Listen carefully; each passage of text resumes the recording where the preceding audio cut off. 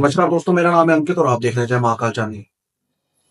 Social media accounts को पाकिस्तान के ban कर दिया गया भारत के अंदर। डिजिटल चोट मारी है पाकिस्तान को।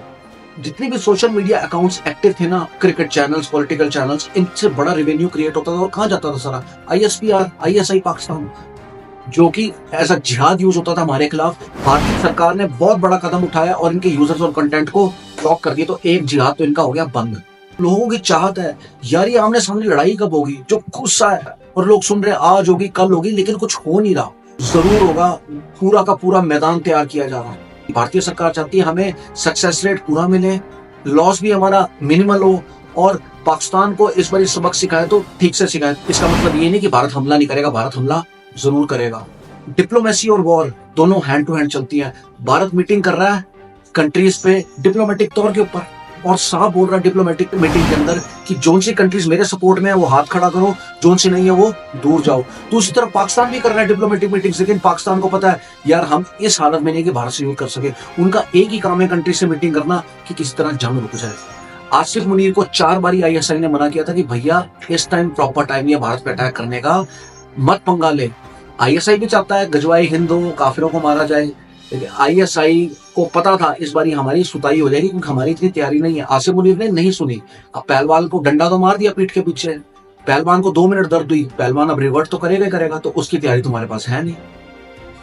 राजनाथ सिंह जी ने डिप्लोमेटिक तौर के ऊपर मुलाकात किया आर्मी चीफ उपेंद्र त्रिवेदी से। उपेंद्र त्रिवेदी जी ने डिटेल्ड ब्रीफिंग किया इंटरनल सिक्योरिटी के बारे में कि कश्मीर में जमीनी स्तर पे हो क्या रहा है, कैसे कैसे धरपकड़ की जा रही है, जो इन्फॉर्मर्स इन्वॉल्व थे पाकिस्तान अटैक के अंदर, जो टेररिस्ट इन्वॉल्व थे, उनके घर को तबाह किया जा रहा है। तो टोटल बताया राजनाथ सिंह जी को। राजनाथ सिंह जी ने फिर क्लोज डोर मीटिंग किया मोदी जी के साथ, और अन्य मंत्री थे, उनको बताया कि इंटरनल सिक्योरिटी की मोदी जी ये हालात है, चीजें ऐसे चल रही है कश्मीर के अंदर। इस्लामिक जिहादी टेररिस्ट, इनका मोटिव क्या है सब करने के पीछे? इनको यही सिखाया जाता है कि काफिरों को मारो तो तुम्हें तरूरे मिलेंगी। आप कहो यार ये कैसी स्टूपिड और नॉनसेंसिकल बात है। आपके लिए भले ये नॉनसेंसिकल बात है, लेकिन उनके लिए तो ये एग्जिस्ट करती है। तो भारतीय आर्मी को सख्त एक्शन लेना चाहिए, और जो भी ऐसा काम करे उनको जला दो, मारने के बाद दफनाओ मत, और सूअर की चमड़ी के साथ। तो उनके दिमाग में आ जाएगा कि भैया अगर दफना ही नहीं गए तो जन्नत जाएंगे कैसे, जला दिए गए तो उनको डर होना चाहिए। आर्मी चीफ को इनपुट मिला वहां के security providers, core commanders, information मिली कि ग्राउंड लेवल पे क्या सिचुएशन है।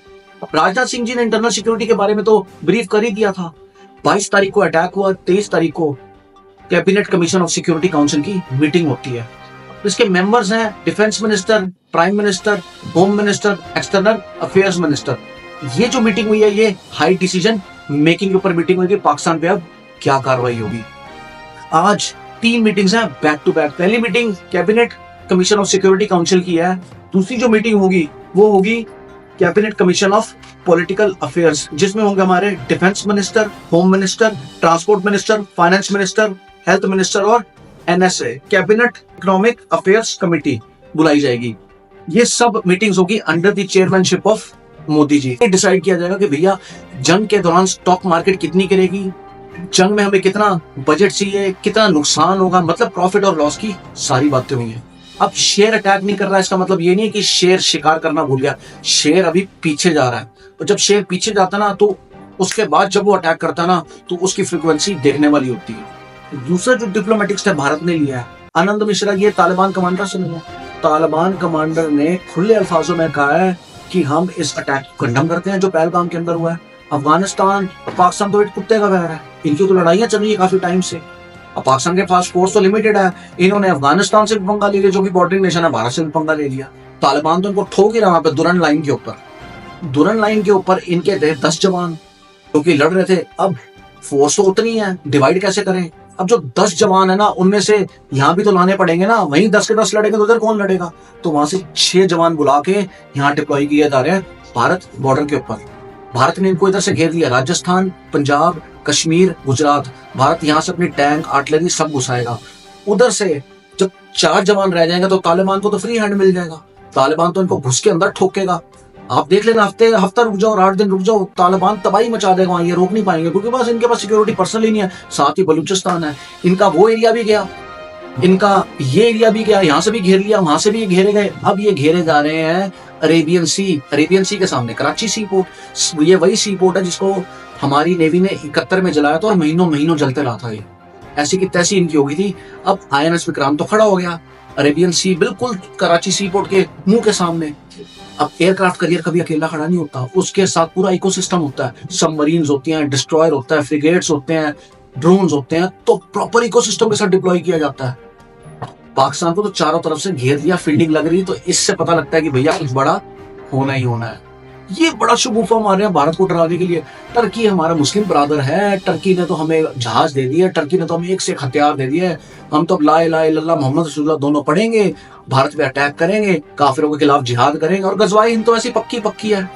इन्होंने एक शगुफा छोड़ दिया कि टर्की ने हमें बड़ी मदद कर दी है। टर्की ने बोला झूठ बोल रहे हैं गधे के बच्चे, ये 4th कैटेगरी के 5th क्लास लोग हैं, हमने इन्हें कोई हथियार नहीं दिए, हमने इन्हें कोई वेपन्स नहीं दिए, ये बकवास कर रहे हैं। इनकी वहां भी बेइज्जती होगी। टर्की के जहाज सिर्फ पाकिस्तान में फ्यूल भरवाने आए थे और इन्होंने अफवाह बजा दी। ये टिपिकल पाकिस्तानी पंजाबी बिहेवियर है जो इन्होंने किया है। अब दोस्तों, डिप्लोमेटिकली हम चूड़िया कस रहे हैं, ग्राउंड तैयार कर रहे हैं, डिजिटली हमने तोड़ दिया। आर्मी को मोदी जी ने दे दिया फ्री हैंड। आसिफ मुनीर कांप रहा है, कई इनके फौजी अफसर रिजाइन कर चुके हैं, इनकी अब शामत नहीं है। और पाकिस्तानी अब ठुकाई के लिए रेडी हो जाओ, चारों तरफ से तुम्हारी फील्डिंग लग चुकी है। बाकी दोस्तों, आपका कहना इस वीडियो के बारे में मुझे कमेंट सेक्शन में लिख के बताइए, और यदि आपको भारतीय होने का गर्व है तो कमेंट सेक्शन में जय हिंद लिखिए। जय हिंद, वंदे मातरम, भारत माता की जय।